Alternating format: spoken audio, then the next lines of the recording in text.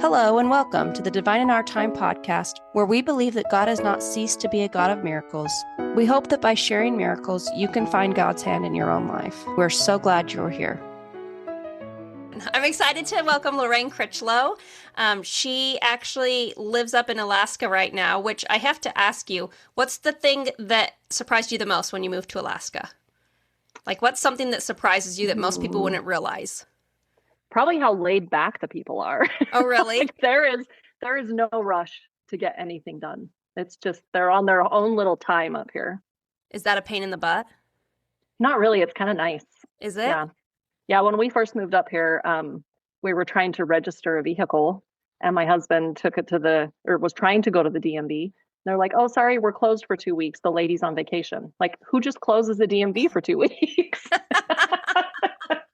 But that is just typical for what happens here. So it's kind of nice that it's so chill and so flexible, and they just do things on their own time. How long have you lived there? We've been here just over 10 years. Okay. All right. So a minute. Yeah. All right. Well, Lorraine, do you want to tell us a little bit more about yourself, and then you can just go ahead and jump right in and tell us. I want to hear all about the miracles that you have to share. Perfect. So it was probably 2015 when we started looking at moving up here. I grew up in Montpelier, and I lived there my entire life except for a short time when I went off to college. And then we moved back there and got married. I have 3 boys, and then never really left the area too far. Never thought I would leave the area too far. But then an opportunity came up to move our family to Alaska and take a job up here. And so I was not sure that that's what I wanted to do. It was a long way from home. It was a long way from our parents. My kids had cousins in the Bear Lake area. I just wasn't sure that this was a move that I was willing to make. And so I guess just to start off, I remember going to church one Sunday, and the guy that was leading the lesson, he said, "Well, I made a deal with the Lord," and I don't even remember what his deal was, but it just kind of struck me like, I didn't know you could make a deal with the Lord. Wait, that's an option? I know. I'm like, that's a thing? And so I just remember going home that day, and I was like, okay, all right, I am going to make a deal with the Lord. If this is a move that my family's supposed to make, Heavenly Father, you just need to make this obvious to me. I need to know that this is what we're supposed to do. And so I had the Ensign magazine laying on the back of my toilet in my bathroom. And I just remember picking that up and flipping it open.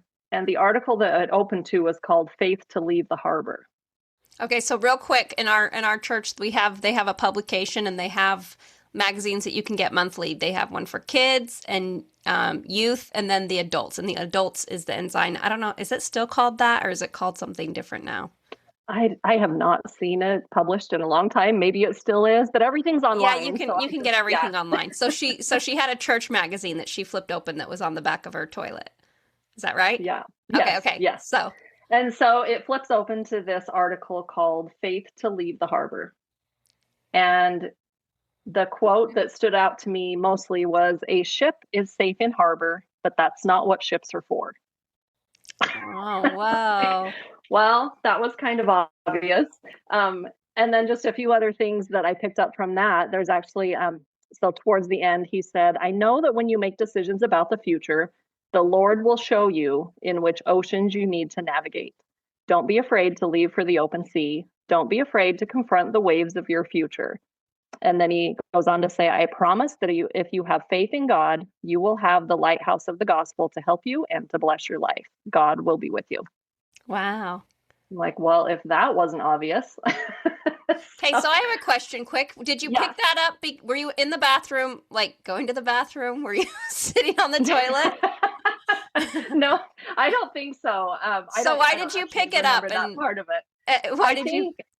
I just had the thought, I've heard before, like, oh, flip your scriptures open. They'll just fall to the verse that you need to hear that day or whatever. And so I think I just flipped it open thinking, okay, well, Heavenly Father, you're going to show me something real quick, because this is the deal we're making. I'm making a deal with you. If you make this obvious, I'll make it happen, and I'll move away from everything that's comfortable to me. Because it's interesting to me that you flipped open to, I mean, and I think if you had gone to the scriptures, something would have been obvious there, but it's interesting to me that, hearing that if you flip your scriptures open, you'll find your answer, but you chose to do it with the ensign, which it seems like that article was even more perfect for you. I'm just wondering if it was like, I just kind of feel like reading this instead, or kind of where that. Yeah, and I don't know that, there probably were answers in the scriptures. I'm sure they were. Yeah. But I feel like there was no better way to say it to me than the way it was said in that article. Well, and it's like it was said in that article to appease everything that your concerns were, right? That you had been worrying about and going, do I want to do this because I'm going to have to leave and my kids are going to have to leave this area and they have family here, and it's like that article answered all your concerns, yeah? Yeah. Yep. It sounds like that. Yep. That's it was awesome. The perfect answer. It's exactly what I needed. I love it. So fast forward, we move up here in January of 2016.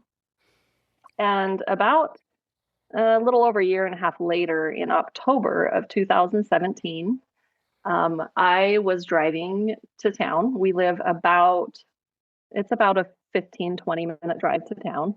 And I was driving to town one morning. I had my 15-year-old son with me. He's my middle son. So I have 3 boys. My middle son was with me, and we were driving to town early morning. He had early morning seminary. Okay. And so it's, close to 6 a.m.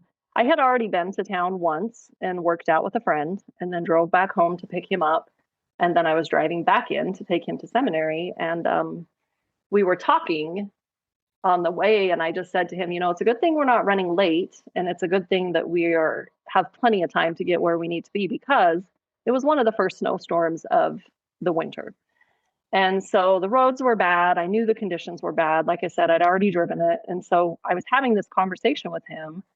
And right as I said that, the car hit some slush and started, like, I had no control over it anymore. Like, it just started spinning in the road, and then I could see it going to the edge. The river was on the left-hand side, and I could see it going towards the river. And my thought was, okay, I can still see the grass, because like I said, it was the first snowstorm, so it wasn't covered in snow yet. I could still see grass. My thought was, okay, when I get to that grass, we're going to slow down. I can get some grip over there.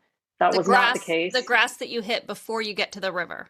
Yes. Yep. Okay. It was on the bank. It was on the edge of the road, and then there's a river bank, and then the river. Okay. And so I kept thinking, okay, once I hit that grass, I'll be able to slow down. I was going maybe 40 miles an hour, because like I said, we were talking about how it's a good thing we can take our time. But I get to that grass. Wet grass does not give you traction. So it did not help. It did not slow us down. And pretty soon we ended up upside down in the river. Eee. And it's 6 a.m. It's pitch black outside. Nobody's there. And it's down off the edge to where you couldn't really see it easily from the highway. And so we're down in the river, and I just remember everything was dark. I was so disoriented. I didn't know that we were upside down at first, but we were upside down. I don't remember taking my seatbelt off. I don't remember anything other than the car started filling up with water. Yeah. And as the car started filling up with water, I was kicking at the windows, and I was pounding on everything. I tried to open the doors. I tried to open the windows. Nothing would open. And I remember looking at my son and just being like, I can't get us out of this. Like, I don't know what to do. Oh my gosh.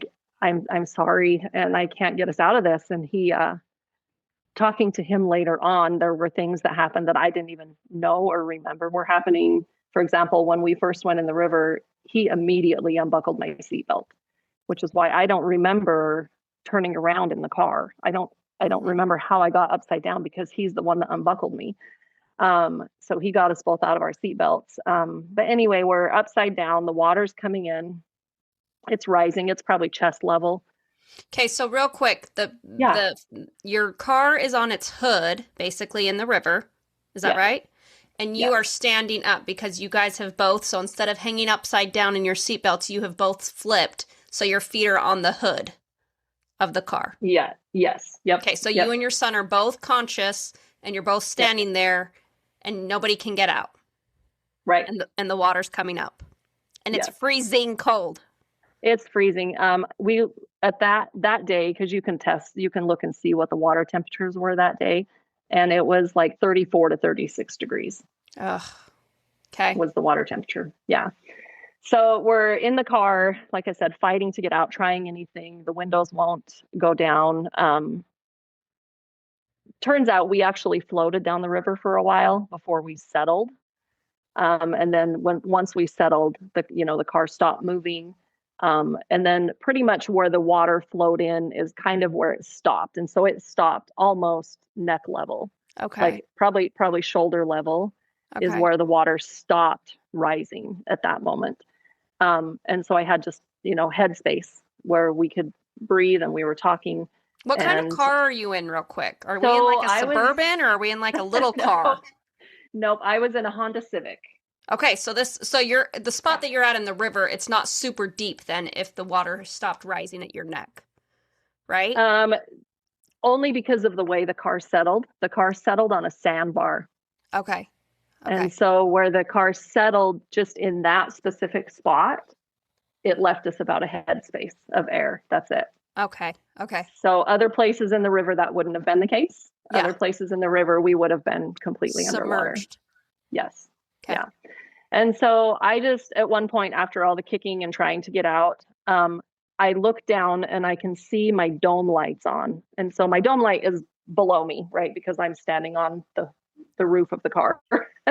So I look down and the dome light's on and I can see a dollar bill and my phone, and they're floating in the water. And my son grabs the phone. I try to call my husband because I'm thinking he's only a few miles up the road. He can get here faster than emergency services can. And so I try to call him. Nothing will work. My fingers, I can only get every other number to dial on the phone. And hindsight, now I know that if you push that side button so many times, it calls EMS, but I didn't know that at the time. Well, and I don't even know if hindsight, because did it do it back then? I don't know. I've just learned since then that that's an option. I mean, because that was 10 years ago. So I don't know if they even had that option back in 2016 where you could beep, beep, beep, hit it 3 times, and then it says call 911 and you slide your little pick thing over, or, Right. Yeah. So I don't think they had that back in 2016. Yeah. To make yourself feel any better. Thank you. But yeah, I'm dialing and I'm trying to get a call to go through. I can't get anything to go through to him. And so eventually I turn and I look at my son and I just say to him, I'm really sorry that I killed us. Oh. There's nothing I can do. I'm really sorry. And I just remember him looking at me and saying, Mom, no, you didn't. We're getting out of this. And he ended up in the back seat of the car. And I just remember the last thing I remember him saying is, Mom, I got it. Let's go. And instantly the water just went completely over my head. Yeah. And so I knew at that minute he had done something, because water just came rushing in the car. Mm-hmm. And so I didn't know what happened, but I knew something had happened and I was completely underwater. And I just feel him reach into the front seat and grab a hold of me, and he just pulls me to the back. And because of the way the car settled, we could stand in the back seat and we still had about 6 inches of room to breathe. Okay. Only because of how the car was sitting there. The back end was up higher than the front end. Okay. And so we could stand in the back seat and breathe for a minute. And he said, Mom, I broke the window out. We've got to go. And he ended up breaking out the passenger, I think it was the passenger rear door window. And he's like, I got the window. We got to get out of here. And for me, that was the first time. I mean, I'm not going to say I wasn't panicked, right? Because I knew we were in a bad situation. But when he said, I've got to go, that was panic for me. And I just remember telling him, don't leave me. Please don't leave me. And he's like, Mom, I'm not going to leave you, but we have to get out of here. And so he went down under the water, because the door is underwater. We're upside down, So he went underwater and went out that window. And I just thought, I don't even know where he's at. We're in a river. River's current can be fast. I don't know if he's still out there. I don't know if he's coming back for me. Well, I don't know what just happened. And with the water that cold, it's really easy for your muscles to spasm up. And even if you're a great swimmer, doesn't matter. Like, Yeah. for the water to be as cold as it was and for him to be able to go down and swim and then, okay, tell me the rest. Yeah. So he's outside the car. I'm inside. And in my mind, I just knew I have to get out of here. I have to go. I can't stay here. And so I reach my arm down so I can feel where the hole is because it's pitch black. Like I can't see anything. So I reach down because I know there's a hole down there. I reach down with my arm, and as soon as my arm hit that hole, I feel his hand wrap around my wrist, and he just jerked on me. And I went down and out that little tiny passenger side window. And so we get out on the other side of the river, and I don't know how far the distance is. I mean, when I think of Idaho rivers, I don't necessarily think of big, huge, wide rivers, but rivers in Alaska, I mean, they can be a mile across the river. Rivers in Alaska are huge. Yeah. And so it wasn't that far. It wasn't a mile. But we did have to, make our way across the river to get back up to the highway. Were you able to walk, though? Were you able to walk, or did you have to swim? Yeah, so that's the interesting part. I know I did not swim. I did not swim across that river. My feet were on what felt like solid ground the entire time. My son afterwards, because I was repeating the story to someone and saying that we had to walk, and he's like, Mom, we had to swim. We couldn't touch in spots. And he's like, especially right before we got to the highway, like we couldn't touch. We were swimming. And I was like, I did not swim. Yeah. I never swam. I walked across that river. Wow. And I mean, I say I walked across that river. Obviously, it wasn't me. Wow. Obviously there was somebody walking with me because I did not walk. I did not swim. Oh my goodness. And so we get to the side, and I get up on the highway, and I'm so just like disoriented and freezing, and I remember I look down and I have my phone in my hand. Yeah. When did you keep that? Yeah. And how did I keep that? Yeah. And so I have my phone in my hand, and I started pushing buttons, and I called my husband. And I mean, and keep it in worked. mind this After you had walked through the Yes. water with this, one hand with your son, the other hand with your phone, and it worked as soon as you called him. And I was still wet. I mean, it was the same scenario in the car. Like it shouldn't have been any different. It shouldn't have been any different. But it should have been, if anything, worse, because it was. Yeah. Wow. Yeah. So I end up with this phone in my hand. I make the phone call, and I call him and tell him, I just put the car in the river. And I think he's thinking like, oh, I just like ran off the road, and the hood. The hood is dipped in the water. Yeah. Yeah. He had no idea how bad it was until he got there. But in the meantime, we were waiting, and a truck started coming, and my son said, I'm gonna pull this truck over. And I'm in a little bit of shock. And so I'm like, no, Dad's coming. Don't pull him over. It's okay. Dad's coming. And we're sitting on the edge of this highway, and I am hunkered down, like curled up in a ball, sitting on the edge of the highway. It's freezing. We're soaking wet. My son is standing behind me, just wrapped around me, just like bear hugging me from the back. What a like sweet just boy. trying to keep me warm, because he knows that I'm like in really bad shape right now. And so he's like, Mom, I don't care. Like, I'm not listening to you right now. Like, I don't care. We need help. I'm flagging this guy down.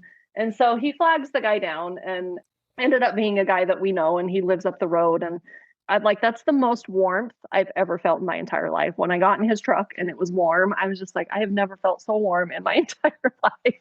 Right. So we get in his truck, and he calls emergency services and tells them what's going on, and I'm just like, no, don't send an ambulance. Like, we're fine. I want my husband to come. He brought my oldest son with him. I'm like, I just want my people. Yeah. Just let my people take care of us. We're fine. If you need to send the police so they can do their report or what, like, that's fine. Please don't send an ambulance. And so they didn't. But my husband shows up, and my oldest son was with him. And I remember my oldest son brought me his coveralls and a coat. And so he, gave me stuff to keep me warm. And then we ended up just coming home, and we came home, and I showered, and the cops came and talked to us, and whatever, everything was fine. But the interesting part to me was when we started talking about the story, especially between my son and I, and he had, obviously we had the same experience, right? Because we experienced it together. We were there in the same car at the same time. But it was interesting to me to see how different our perceptions were. Maybe not our perceptions, but even like our experiences, how different our experiences were in the same scenario. So I think back on the phone, for example, to see that phone floating there and to see that it was still functioning after I came across the river. Yeah. And I think about stuff like this all the time because I don't always think that, like, sometimes I think we receive miracles and it's like, oh, that's exactly what I needed. That fixed my problem. The phone really didn't fix anything for me. What that experience with the phone said to me is that, like, Heavenly Father's like, hey, I got you. Like, I know you're here. I know what you're going through, because I didn't need to call my husband, right? Yeah, because it ended up, you had the friend that ended up driving by instead, or the acquaintance. Yeah. I didn't need to make that phone call, but what I needed to know is that Heavenly Father was aware of me, and having that phone and just being like, wow, showing me an obvious miracle, showing me that, like, the phone was there, you found it, you made it, you were able to call your husband. Like, it didn't fix anything, but I needed it, and he knew I needed it.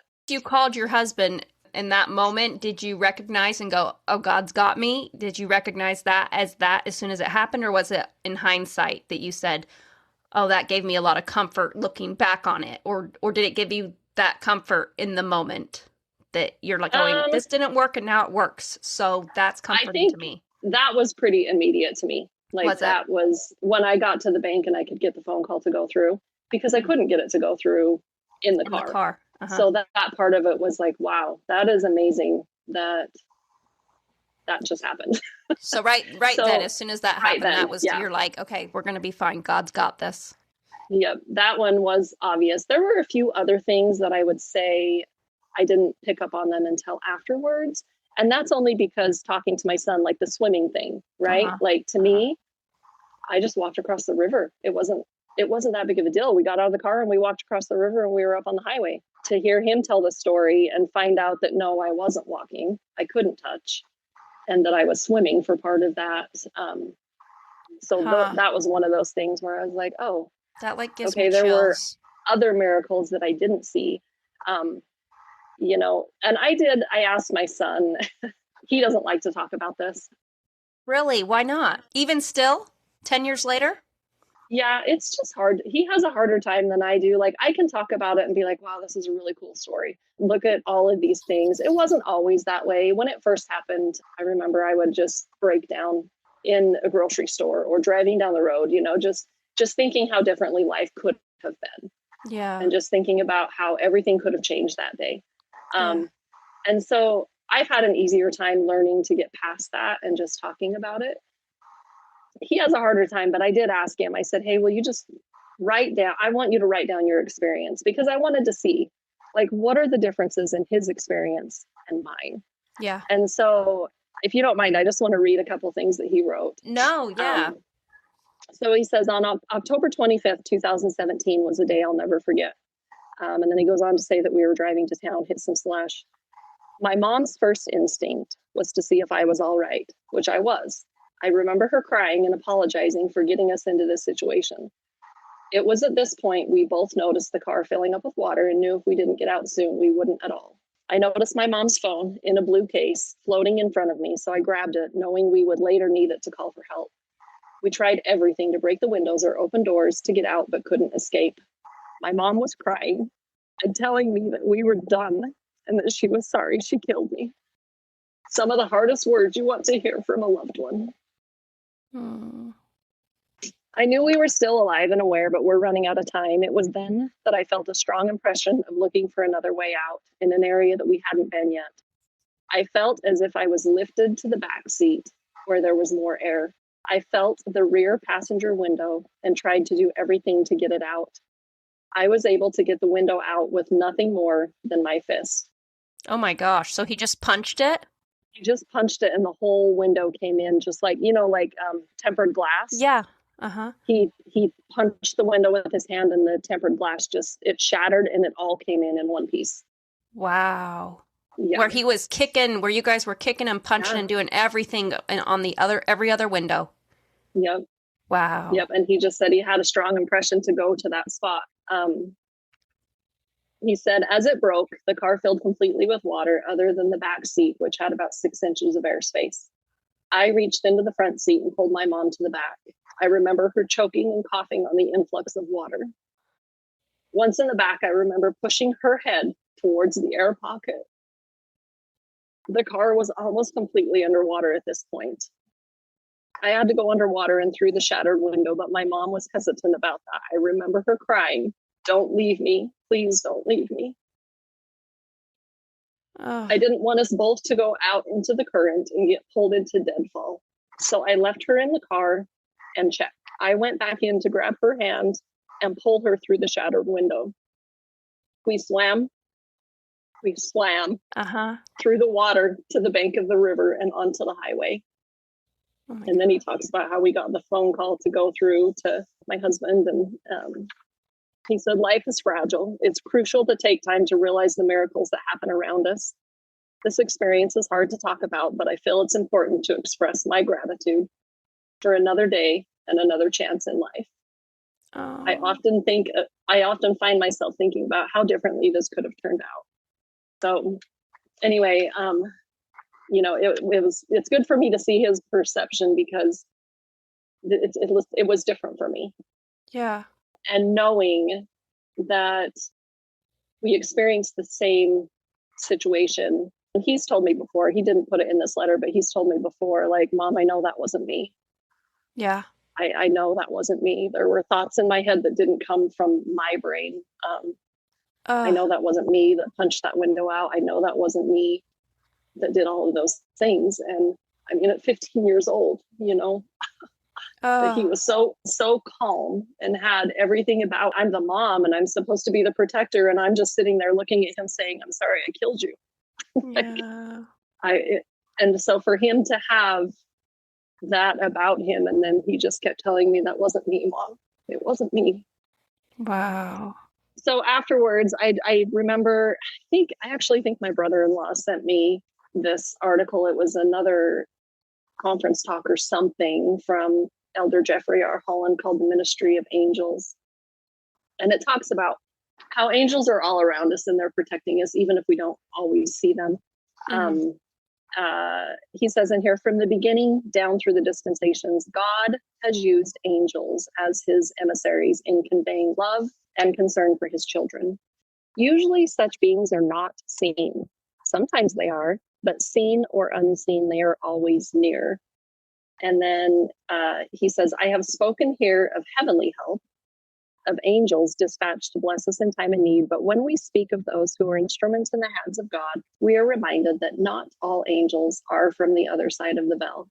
Some of them we walk with and talk with here, now, every day. And I remember my brother-in-law sending me that article and saying, Gage was your angel that day. That's my son's name. His name's Gage. And I just remember him saying, Gage was your angel that day. And 100%. Yep. And obviously assisted with other angels. Yes. Because he wasn't doing it on his own. He knows he wasn't doing it on his own. But he was, listening enough. He was listening enough to be led. And he was living enough to be led. Yes. He was living in a way that when he needed that inspiration or the spirit to help him, he could hear it and he could recognize and do the things that he felt he needed to do. So, oh my gosh. I honestly, I can't even imagine. I would have been exactly like you, I think, in the car and just like apologizing. I can't imagine where your heart was. Like that had to have been, was that the hardest part of this whole experience, was going, I killed us? Yeah. And you truly believed this was going to be the end? I truly believe that. And even to this day, I think we were 30 to 45 seconds away from being done. I mean, like you said, the water conditions. It's just too cold. Yeah. I mean, you can't survive in those conditions for very long. And the amount of time that it had taken us, obviously it seemed a lot longer than it probably actually was. But the amount of time we'd already been in the water and been fighting for our lives and all of that, I truly believe we were less than a minute away from just, that's it. I agree. Well, especially, you say you walked back, but your son having to swim back. Again, I don't know if people realize who don't live near bodies of water but when you get into water that cold, it's not at all uncommon for everything to seize up and you're basically paralyzed in the water and that's it and you're done. So it's just incredible to me that your body even reacted for that long as it did, to be able to try and bust out windows, and then on top of that to then swim across. So how far across was it? Probably 30 yards or so, maybe. Which not super far, but a distance enough that nobody wanted to be out there swimming in that. Yeah, we're not saying it was a mile across on this particular spot, but it was a very big river, very wide river. We weren't just on the edge of the river by any means. You were very much in the middle. Yeah, and from when we went into the water to where because we floated for a while before it finally settled on that sandbar. And just that in itself, it just happened to settle on a sandbar where we happened to have 6 inches of, none of those things don't just happen. I just find myself reflecting on all of the things and all of the little details and thinking those things don't just happen. And obviously there was a reason we were meant to get out of that vehicle. Yeah, I don't know what it is. And I always wonder that, but anything could have changed the outcome of this from settling somewhere else in the river where we didn't have a sandbar, where we wouldn't have had 6 inches of breathing space, or, so many different variables, so many things could have happened to change the outcome, but it didn't. And that's another takeaway that I've had from all of this is, I worry a lot. I think I'm a mom. And so I think we all worry, but one takeaway I've had from this is we're not in control of the outcome of situations nearly as much as we think we are, or as much as we want to be. We're not in control of anything, to be honest. No, but we tend to think that we can control the outcome. Especially when things are going well, when we really think that we're in control, and we're really not. Yeah, so that's one big takeaway from this for me, was just I've been able to, I think, stress less about things in life, because I'm at the end of the day, this is in the Lord's hands. Good for you. Yep. I want to be able to make choices that are going to put me in a better situation, or, choose things so that my life can be easier along this path. But I can't stress about all of the things that coulda, woulda, shoulda, right? I feel like that's the epitome of faith without works, right? I'll do the work and then I'm not going to stress about the rest. I'm just going to have faith and just recognize and realize that I did what I could, or I'm doing what I can, and that's all I can do. And I'm not going to stress about the outcomes or the bumps along the way. Yeah. Yeah. And then also recognizing we might not have all of our problems fixed, but finding those times where you can look at a situation and just be like, okay, Heavenly Father was there. And for me, that was the phone, right? That was the phone. And the fact that the dome light was shining on the phone. Yeah. In a pitch black car underwater. Yeah. It wasn't going to be easy to find that phone. Yeah. The dome light happened to be on. Yeah. And the dome light was shining on the phone so we could see it floating in the water. Which is really interesting too, because to your point, the dome light was on. Why was it on? How did that even get turned on? The door wasn't open. Right. You didn't have it on when you were driving. So you're in this pitch black car with nothing but headlights. You flip, you go, and then suddenly once you land, there's a dome light that's on. How did that even turn on in the first place? Right. And the fact that it even could turn on when it's covered in water, it's down at the bottom. And it's electrical. Yeah. Yeah. Yeah. So has there been other stuff in your life since then that, you said that you stress less about stuff. So is there a particular thing or a particular whatever that you looked back at this and you remembered this and you took what you learned from this and you were like, okay, God's got this? Or is it just a general, is there one or two specific things that you're specifically going, okay, I know that I'm going to react this way and not stress about it because I had this experience. Yeah. So we just had an experience last summer, actually. We were driving across Canada, my husband and I. And usually when we drive, it's like I sleep and he drives, he sleeps and I drive, and we can make it from point A to point B in about 46 hours. And so yikes. we were about 23 hours in to this drive, and I wake up. It was his turn to drive, and I just remember waking up and being like, can you hear that? And he's like, yeah, I'm trying to pull over. And something was going on with the front end of the truck. We're out here in the middle of nowhere.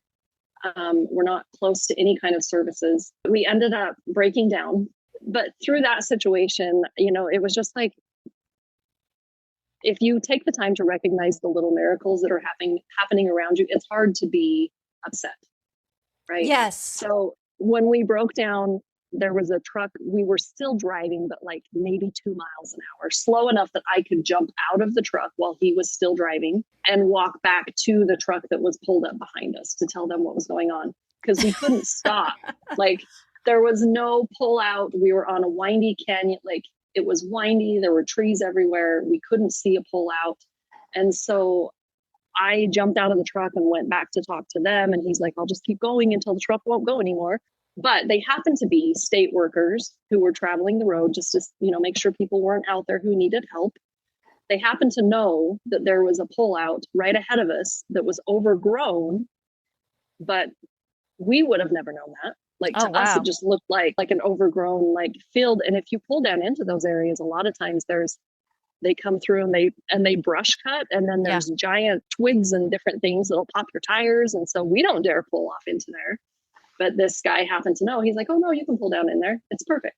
Well, and how dangerous, too, that you guys are going 2 miles an hour on a windy road. Like, you're just asking to get rear-ended when somebody comes up on you around the corner and just smashes you.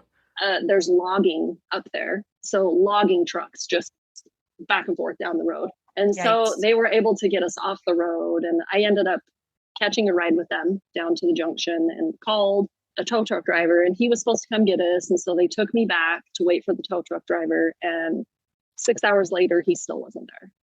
So I ended up hitchhiking this time with an unknown person, but I just kept thinking, I don't want to hitchhike. Like, I don't know if I feel good about this, Before it was fine. Like, they had a flashing light. They seemed to work for the state. I think, they came to us. I wasn't standing up on the edge of the highway with my thumb up trying to catch a ride. Yeah. But we were just like, we have to figure out what's going on. I also didn't want to be the one to stay with the truck, because people are like, he made you hitchhike? Well, yeah, but we were in grizzly bear country. I don't want to stay with the truck, you know? Yeah. So I'm like, I wanted him to stay with the truck. Plus, if the tow truck driver did show up, he was more helpful. Yeah. And so I wanted him to stay with the truck. Anyway, I was standing there contemplating, like, should I hitchhike? Should I not hitchhike? I looked at my husband at one point and I said, you're going to see me on the next episode of Dateline, because this is it for me. You're going to be like, well, the last time I saw her, we were about 40 kilometers from the junction and she jumped into a white Dodge pickup. Like, this is the end. It was a panel van. That should have been his first warning. But I'm walking around and I'm like, I just remember waving this big, piece of grass that I had picked up. And because I was swatting, mosquitoes were horrible. So I was swatting mosquitoes and I was walking not on the edge of the highway. I was just kind of down off the bank a little bit. And this truck drives by, and I just thought in my brain, wouldn't it be cool if they just stopped and asked if we needed help, so I don't actually have to get up there and hitchhike? Mm-hmm. Yeah. And so I was just thinking, wouldn't that be cool if they stopped? Well, the truck comes by, they don't stop. My husband said, I think that was Brother Cragen. And he's a guy that we go to church with here in Alaska. Okay. And I was like, what? Wait. So how far away are you from your church ward in Alaska? We're halfway in. We're 23 hours away. So you're 23 hours from home, and here's some guy from church that might have just driven by. And this is not the normal route that we would have taken. We've never taken this route through Canada, but we had to because there were wildfires. Okay. On the other route. So we got rerouted this way. We had to go this way. So yeah, he's like, I think that was Brother Cragen. And I was like, what? And then I just remember in my brain, I thought, okay, Heavenly Father, if that was Brother Cragen, now would be the perfect time to send a prompting. Like, could you please just turn him around? And my husband said to me, wouldn't it be really cool if Heavenly Father gave him a prompting to stop? And I was like, that's what I was just thinking. That Brother Cragen never came back, right? So I was like, okay, fine. So I'm back up there. I'm hitchhiking. I get in with this guy. We're going down the road to get to the junction. Wait. Was it actually Brother Cragen? So we'll get there. Oh my gosh. Okay. So go back. So you're hitchhiking. So I'm hitchhiking. This guy stops that was working at one of the mines or something up the canyon. And I hop in with him and he's giving me a ride down. We get to the junction and the only thing at the junction is a man camp, a little gas station, and like a little restaurant where they feed the people that stay at the man camp. Okay. And so that's all that's there. And that's all that's there for miles. Like there's nothing else. There's not even cell phone service there, but they do have Wi-Fi at the man camp. If you rent a room, you get Wi-Fi. Okay. And so I get to this junction and that's where he was going to drop me off. And I was just going to go there and hope that somebody would let me use some Wi-Fi or something to try to figure out where the tow truck driver is and what's going on. Also, we had an inReach up at my son had an inReach that he borrowed us and we could not get signal. Like, what's an inReach? Everywhere. So it's like a satellite phone. Okay. Right. And so we tried to text to figure out what was going on with the tow truck driver. And anyway. Okay, wait. So going back real quick. Okay. So your car, you're going 2 miles an hour. Was the first car that came up on you those state workers? Yes. Okay, so the first car that came up on you was state workers, and they happened to know that there was a pull-off just right up ahead that nobody else would have known about or been able to tell you about. You pull off, you jump in the car with the state workers, they drive down to the junction, and they call, or how did you call the tow truck from there then? They called because they have a little mobile office there. The state has like a little Connex, and they have Wi-Fi in that Connex. Okay, so they were able to call the tow truck, and then they took you back up to drop you off with your husband. Yes. And 6 hours later, you're like, okay, we got to do something. Right. Okay. So now you have now hitchhiked with a man that who knows what he was, but he didn't kill you. So that's a win. No, he did not. and you go down and you're going to try and find somebody to let you borrow some Wi-Fi or something so you can call the tow truck people again. Yes. Okay. But the other part of the story is I don't have the tow truck driver's number. The only number I have is there were 2 workers in the state truck. One was a guy, one was a lady. The lady gave me her husband's phone number. Okay. In case we needed anything. I don't know the tow truck's driver's name. I don't know his phone number. I don't know anything about this. So I get down to the junction and I look over, ask the guy that was giving me a ride. I was like, can you do me a favor and drop me off over there by that truck? I just want to see if it has Alaska plates. And we pull up by this truck that looked identical to the one that my husband said, I think that's Brother Cragen. And it had Alaska plates. I'm like, there is no freaking way. So he drops me off and he leaves. And I walk into this little restaurant area where the man camp is. And he's standing at the desk, renting a room for the night at 3 p.m. Oh my At 3 p.m. And I was just like, you have no idea how happy I am to see you right now. Right. And so he rented a room. I got to use his Wi-Fi so I could reach out I couldn't get any calls to go through. Nothing was working in Canada. I was able to reach out to my son Gage in Alaska through Facebook Messenger. That was the only thing that I could get to work. And I gave him the random guy's number that I had. I was like, this isn't the tow truck driver, but this is this other guy. Maybe he knows the tow truck driver. I don't even know.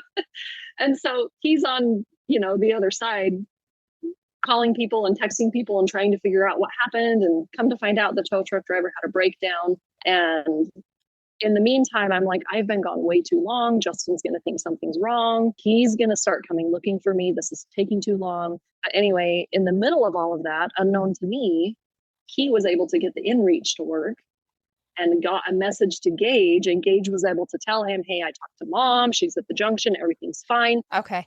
So it just so many things that I'm like, could this happen any more perfectly, right? Like in a crappy situation, and when everything is broken and everything is wrong, it couldn't have happened any more perfectly. Wow. And so when I, talking to Brother Cragen, that was another another example to me of like, I didn't necessarily need Brother Cragen, right? Like he didn't give me a ride. It's not like he could fix the truck, but he was there. Yeah. And I used his Wi-Fi, which is great. But if I wouldn't have, I found out I could have bought Wi-Fi. Really, the part that Brother Cragen would have made a difference on, he blew it. He blew it.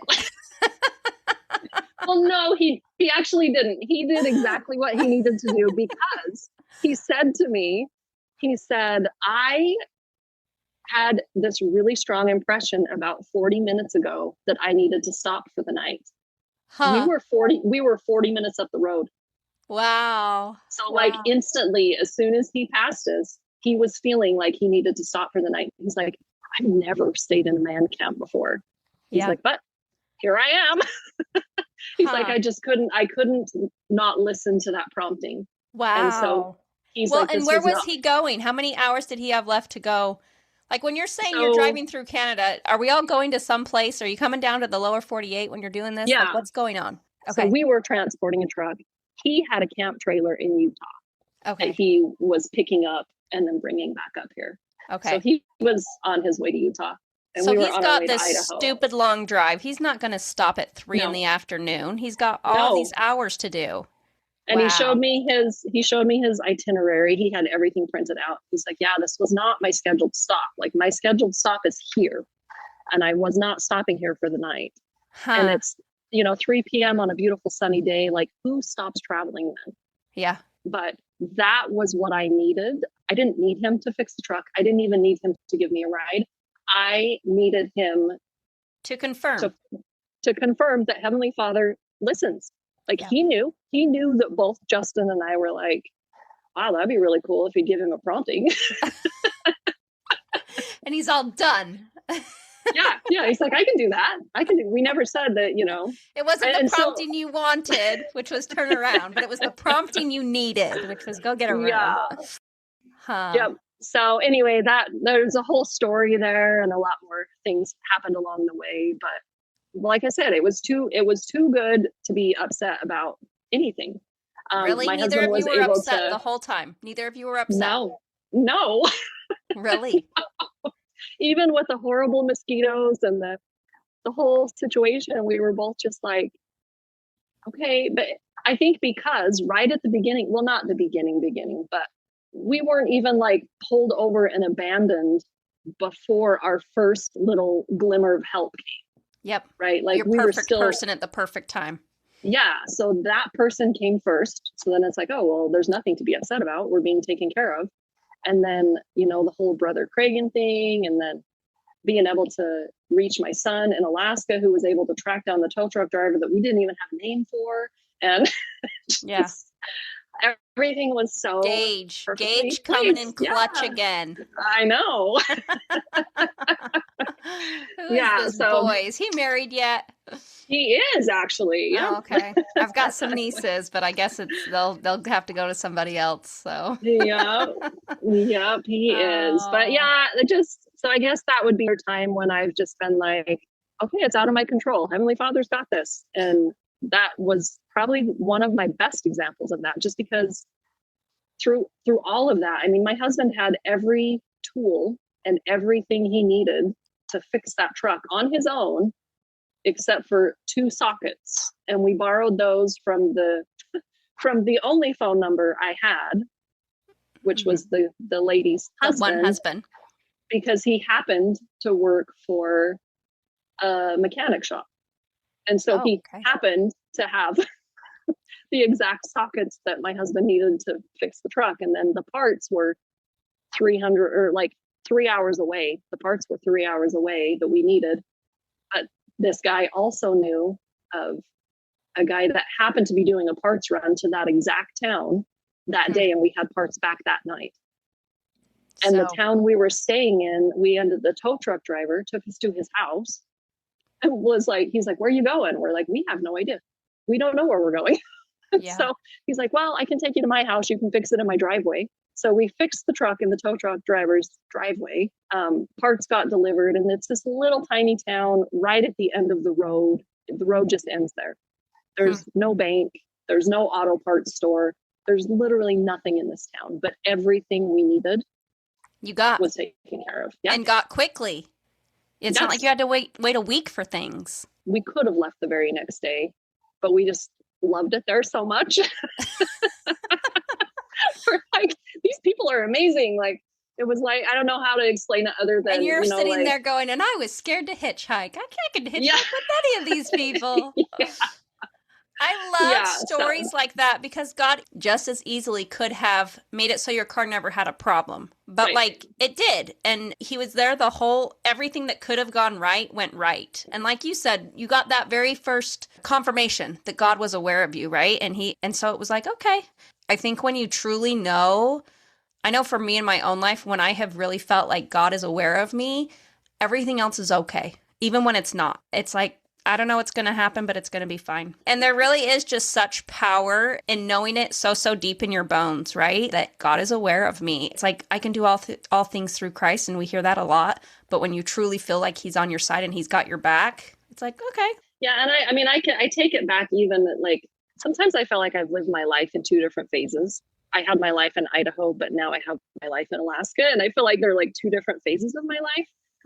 Because I go back to that article that I opened up to, where it's like a ship is safe in the harbor, but that's not what ships are meant for. And if I had not taken that sign, and if I had not followed that prompting to make a deal with the Lord and, accepted that and moved up here, there's been experiences that I've had here that I don't think I would have experienced any other way. And so I'm just like really thankful for all of that, for listening, for following, for, and they haven't been all good experiences. There have been good experiences, but even the bad experiences have led to good things. So the river, if you could go back and do that again, is that an experience that you're far enough back, you can look back enough to go, I would do that again? Or is that something that you would never do again? I am grateful to have had the experience, but it's something I hope I never have to experience again. So if you could do it again, if you could live it again and go back in time, would you do it again? Yes. Really? If I was promised the same outcome, yes. Oh, do you think your son would say the same thing? That's a tough one. I would like to think so. Like, I know we have a pretty special relationship just because of going through that together. Yeah. And so I would think in like that aspect, and not only that, but if we don't go through these things, I don't know that I would recognize, oh, wow, I'm surrounded by angels. Yeah. Like, seriously. Yeah. And I don't know that there's any other way to fully understand that and to fully feel that unless you do go through these kind of things. And so for me, I guess, yeah, I would. And I think that he would maybe say the same thing. Kind of a hard question, because would I want to do it again? No. But knowing what I learned from it, would I want to learn those things again? Yes. Yeah. Would I want to experience them again? Yes, because it changed me. Yeah. One more thing. How has this changed your relationship with Heavenly Father? How has the river miracle, how has it changed your relationship? I think for me, I just can't question it anymore. Like, if there was ever a time in my life when I thought, maybe this is all made up. Maybe they're really, maybe Heavenly Father's not really there. Maybe this whole religion thing is made up. Maybe everything's fake. Maybe I'll get to the other side and find out none of this was real and it was a waste of my time, But through these experiences, I can't question it. Yeah. Like, I can't. There's no room in me anymore to be like, what if Heavenly Father doesn't exist? Like, it's not even a question for me. So I think there's always going to be a relationship there between me and my Heavenly Father, just because he's in a sense shown himself to me, right? Like, yeah. I mean, not physically and not, but in a sense, he has been like, I'm here and I'll show you, and I'll give you these little glimmers of like, I'm still here. I'm still aware. And so, yeah, I think for me, I don't feel like I can ever question that he's there ever again. Oh my goodness. That's awesome. Oh, well, thank you so much. That was so You're fun. welcome. It was hard for me to want to share because I'm just like, but then I just kept having this nagging feeling like this is too cool not to share. It right? really like, is. Like And this story is honestly, too cool not to share. I feel like everybody that does this, they're always happy to have done it because it's like you want to tell the world, right? I have people who are like, oh, well, I've never had a miracle. And it's like, well, you have, but they don't want to share because they haven't had cool miracles. But I feel like the people that have had cool miracles, they have gotten them because of terrible things, really scary things, right? Yeah. And so it's like maybe the miracle is that you haven't had a cool miracle. You haven't had to go through like some life or death situation or have a guy in your apartment or have a stepdad that used to beat the crap out of you. You know what I mean? Like it's a blessing that you haven't had to have that extra, because to your point, and your son's too, it was a very traumatic experience. You're grateful that it happened the way it happened and you learned what you could learn. But I don't know. It's just, I don't know. It's and there's a lot that comes from that. I mean, it's not like, oh, we wrecked the car, but now we're fine. Everything's good. It doesn't end there. You know, I mean, the Canada trip did, because we were like, oh, this is fun. Like, this is like a mini vacation. We just found a cool little spot in Canada that we never knew about, you know? Yeah. And so like, that was a whole fun experience. But this experience was completely well, different. hold up though. It was only fun because of your outlook though. It was not, I think for most people, it would not have been fun. It would have been very stressful, just a thorn in their side. So I think the fun part is all you and not so much the experience. It's what you were focused on. The happiness in our life is not dependent on the circumstances of our life, but the focus of our life. And I feel like that is the perfect thing for this trip. You're sitting there, oh yeah, it was fun. We had a little mini vacation. Nobody feels that way. Nobody feels a way about their broken down car except you. You know, and on the flip side, like it took a lot longer for me to get over the car wreck. I still remember for the longest time, I couldn't put my face under the water in the shower. Really? You know, because it was too much. Like I couldn't breathe. I felt like I was going to drown. Like I couldn't Goodness. submerge my face under shower water for a long time. And my son, my niece has a Honda Civic it's like the same color as mine. He never even wanted, he's like, I'm not riding in that car. Oh. Like it was too much for him. He hates being underwater. He had to do a training for work just recently, like last year, I think it was. And I got a text message from him saying, this has been one of the hardest days since the car wreck. Oh. Because it was a training where they were like rescuing people underwater. And so it's still like, it's still, you know, 8-9 years later, it's still really hard. There are still hard things with it. So, wow, but we're good. We survived it, and it's a cool story, and it's cool to be able to see the miracles, and it's cool to be able to share the miracles. And I think for me, you know, some people think that they haven't had miracles, but I think sometimes we're just not looking. Yeah, no, 100%. And that's what I tell them too. I'm like, you've had a miracle. Like anytime God has shown up in your life, that's a miracle. Like it doesn't have to be, they saved my life. And I certainly haven't had any save. Most of my miracles have not been the way I wanted them to go, but there's still been a lot of miracles that have happened. And anyway, we can all have a better life if we remember the miracles, don't you think? For sure. This has been awesome. And you tell everybody about this and tell them all. Tell them you need to go share your miracles. Yeah. Last night I was like, I couldn't sleep. I just kept like, my mind was racing and like, I don't know what to say. And why did I sign up for this? And I don't know. And then my husband kept, you know, he was talking to me this morning and he's like, what was keeping you up? And I'm like, I don't know, this whole podcast thing. Like, I don't know why I signed up for this. I don't know what to say. Like, and then I was like, I went to church today and I came home from church and I was just like, why am I worried about what to say? This is my story. Yes. Like this doesn't need to be scripted. Like I know what to say. Yes. Yes. So, and I got over it and everything was fine. Oh, thank you so much. I was praying, please let this interview go through. Yeah. Well, I'm glad it did. I appreciate your time.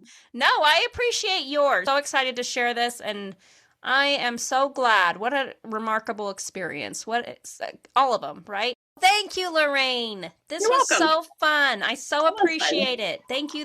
And good luck in Alaska and the last frontier or whatever people call it, right? That's it. Yeah, it sure is. When you see Brother Cragen 23 hours away from home. That's the best part of that story. I know. I love it. Cragen. Oh, that's perfect. Well, thank you. I appreciate it. No, thank you. You have a fabulous day. Thank you so much for tuning in to the Divine in Our Time podcast.